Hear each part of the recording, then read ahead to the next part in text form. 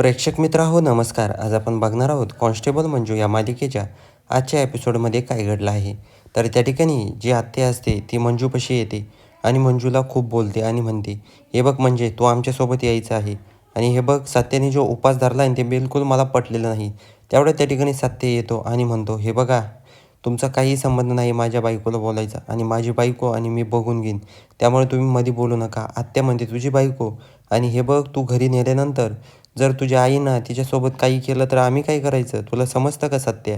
त्यानंतर सत्या म्हणतो, आमचं आम्ही बघून घेऊ आणि मी भक्कम आहे तिच्यासाठी, त्यामुळे तुम्ही नका टेन्शन घेऊ. आत्या म्हणते, हो का?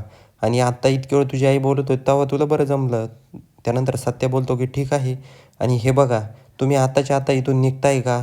का मी इथं DJ पण नाही, नाही तर हाणलं असतं. त्या ठिकाणी आत्या म्हणते, ठीक आहे आमरे मी जाते गं. त्यानंतर अमृता निघून जाते.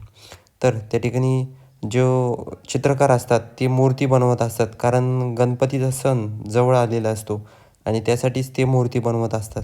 त्या ठिकाणी जी मम्मी साहेब असतात ते येतात आणि चित्रकारांना म्हणतात, काय चित्रकार काय चाललं आहे? त्या ठिकाणी चित्रकार म्हणतात, काही नाही, मूर्ती बनवतोय. आता गणपती बसवायचा आहे ना, त्यामुळं गणपतीची मूर्ती बनवते.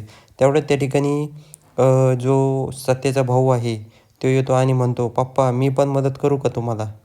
तर त्या ठिकाणी चित्रकार म्हणतात, ठीक आहे कर मदत. काहींना तर माझ्या कलेचं महत्त्वच नाही आहे. त्यामुळं तू तरी कर मदत, म्हणजे लवकरात लवकर मूर्ती पूर्ण होईल. त्यानंतर तो म्हणतो, ठीक आहे. मी तुम्हाला काय काय मदत करू मला सांगा, मी त्या पद्धतीने तुम्हाला मदत करतो.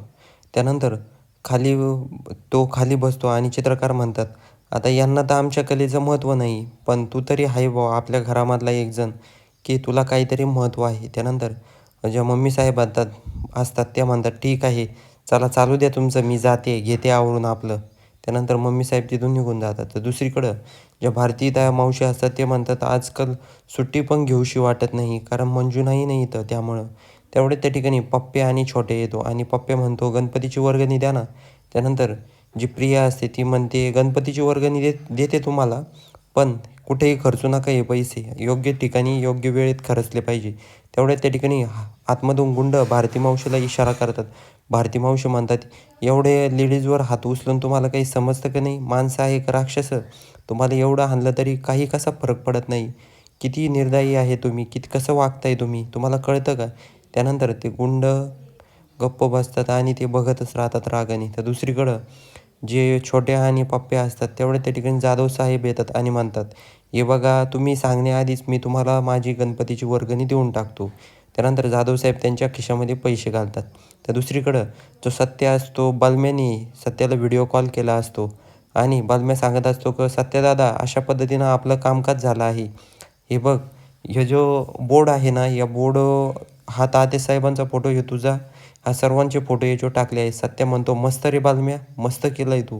त्यानंतर दुसरीकडं जे गुंड असतात जे जेलमध्ये असतात आणि ते आपापसात बोलत असतात, आता गणपती आला आहे आणि आपण तर जेलच्या बाहेर नाही, कसं आपलं अवघडच होईल आता. त्यानंतर ते म्हणतात, ठीक आहे पण आपण जर बाहेर असतो ना तर खूप चांगलं असतं. त्यानंतर जाधव साहेब येतात आणि म्हणतात, हे बघा तुम्हाला आता सोमवारपर्यंत तुम्ही कोर्टात हजर होणार नाही, कारण 2 दिवस कोर्टाला सुट्टी आहे. त्यामुळे आता 2 दिवस तुम्ही इथं जेलमध्ये थांबायचं आणि सोमवारी मी तुम्हाला कोर्टात हजर करणार. त्यानंतर कोर्ट काय करेल तुमच्यासोबत मला पण माहीत नाही. त्यामुळे तुम्ही जो गुन्हा केला आहे त्यासाठी कोर्ट तुम्हाला योग्य ती शिक्षा देईल. त्यामुळे तुम्ही काळजी करू नका आता.